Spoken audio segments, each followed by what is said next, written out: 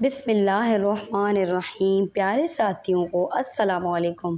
یہاں پہ میں ایک بہت ہی اہم ٹاپک پہ بات کرنے کے لیے جا رہی ہوں۔ آج کل کے جو حالات ہیں، جیسے بہت سی بیماریاں ہیں، جادو ہے، سحر ہے، لوگوں کی حسرت ہے، جلن ہے، گھریلو جھگڑے ہیں، طلاقیں ہیں، بے اولادگی کے ذریعے ہیں، اور بہت سی ایسی بیماریاں ہیں جن کی سائنس بھی ان کا علاج ڈھونڈنے سے قاصر ہے، بہت زیادہ عام ہو گئی ہیں۔ آج ہم آپ کو اس ویڈیو میں ان سب کا حل بتائیں گے کہ اس سے ہم کیسے بچ سکتے ہیں، اور یہ بہت آسان ہے۔ ان مسائل میں روز بروز اضافہ ہو رہا ہے، جیسے بچوں کی شادیوں کے مسائل ہیں، بچوں کی شادیوں کے مسائل ہیں، بے اولادگی کا مسئلہ ہے، رزق کا مسئلہ ہے، جاب کا مسئلہ ہے، بیماریوں کا مسئلہ ہے، گھریلو جھگڑے، بھائی بھائی کا دشمن ہو گیا، بہن بہن کی دشمن ہو گئی ہے۔ اس طرح کے مسائل سے ہم کیسے بچیں، ہم ایسا کیا کام کریں، کیونکہ شیطان یہ سارے کام کرواتا ہے۔ شیطان چاہتا ہے کہ انسان کب بے بس اور ہم اس کے اندر ہم داخل ہو کے وہ لڑائی جھگڑے فساد کرے، گھروں میں داخل ہو جاتا ہے۔ تو ہم اس سے کس طریقے سے بچ سکتے ہیں، ہم حدیث سے دیکھتے ہیں۔ حدیث میں آتا ہے کہ جب آپ لوگ اپنی ضرورت حاجت پوری کرنے کے بعد باتھ روم کا دروازہ یا پردہ وہ اس کو بند کرنا ضروری ہے، اور اس کے لیے نبی کریم صلی اللہ علیہ وسلم نے دعائیں بھی سکھائی ہیں۔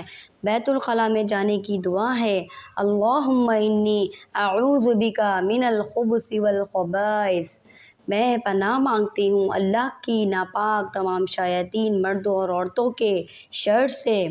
دیکھیں ہمارے پیارے نبی نے ہمیں کتنی پیاری دعا سکھائی ہے، لیکن ہم لوگ نہیں پڑھتے۔ ہمیں پڑھنا چاہیے تاکہ ہم شیاطین سے بچ سکیں۔ جو واش روم ہے یا بیت الخلاء ہے، جو بھی ہے وہ شیاطین کی جگہ ہے، ناپاک جگہوں پہ یہ سب چیزیں رہتی ہیں، یا کوڑا کرکٹ ہو وہاں رہتے ہیں۔ تو پہلے زمانے میں تو اس سے بہت زیادہ اس کا خیال رکھا جاتا تھا، ان سب چیزوں کا۔ پیارے نبی صلی اللہ علیہ وسلم کی دعا سکھانے کا مطلب ہی یہ ہے کہ آپ کو معلوم تھا کہ شیاطین اسی طاق میں رہتا ہے کہ کب کوئی انسان اس کو موقع دے اور وہ اس کے اندر گھس جائے اور اس سے غلط کام کروائے۔ باتھ روم کا دروازہ ہمیشہ بند رکھیں۔ گندی جگہ پہ ہوتے ہیں باتھ روم میں، تو خاص طور پہ حدیث میں آتا ہے کہ مغرب کے وقت چھوٹے بچوں کو گھر سے باہر نہ نکالیں، گھر کے دروازے بند رکھیں اور پانی کے برتن ڈھانک کے رکھیں، کیونکہ شیاطین اس میں اپنا اثر چھوڑ جاتے ہیں۔ اسی طرح ایک اور حدیث میں آتا ہے کہ نبی کریم صلی اللہ علیہ وسلم نے فرمایا، میں قضاء حاجت کے لیے اپنے گھر سے نکلا اور دروازہ کھلا ہی چھوڑ گیا۔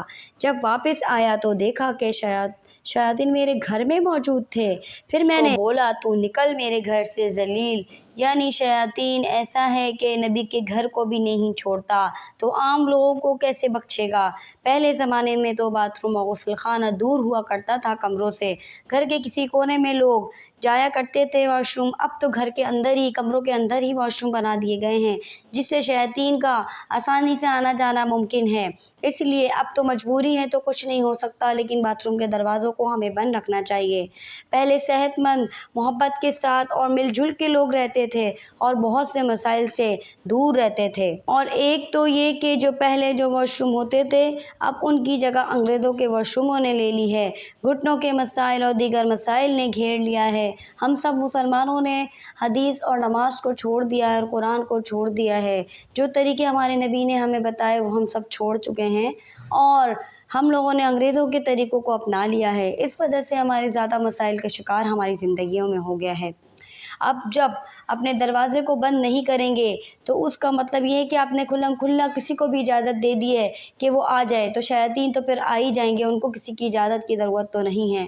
لیکن جو نبی کریم صلی اللہ علیہ وسلم نے بتایا کہ اپنے گھر کے دروازوں کو بند کر لو، تو شیاطین نہیں آتے ہیں، کیونکہ نبی کا قول ہے یہ۔ شیاطین سے بچنے کے لیے بس اللہ تعالیٰ کا ہم دعا مانگنی چاہیے اللہ تعالیٰ سے، اور نبی کریم صلی اللہ علیہ وسلم کے بتائے ہوئے طریقوں پہ ہمیں چلنا چاہیے، جس سے ہم بچ سکتے ہیں اور اپنی دنیا اور آخرت دونوں سنوار سکتے ہیں۔ اگر ویڈیو اچھی لگی ہے پلیز لائک، سبسکرائب اور شیئر کرتے رہیے۔ نیکسٹ ویڈیو میں نیکسٹ ٹاپک پہ ملتے ہیں۔ اللہ حافظ۔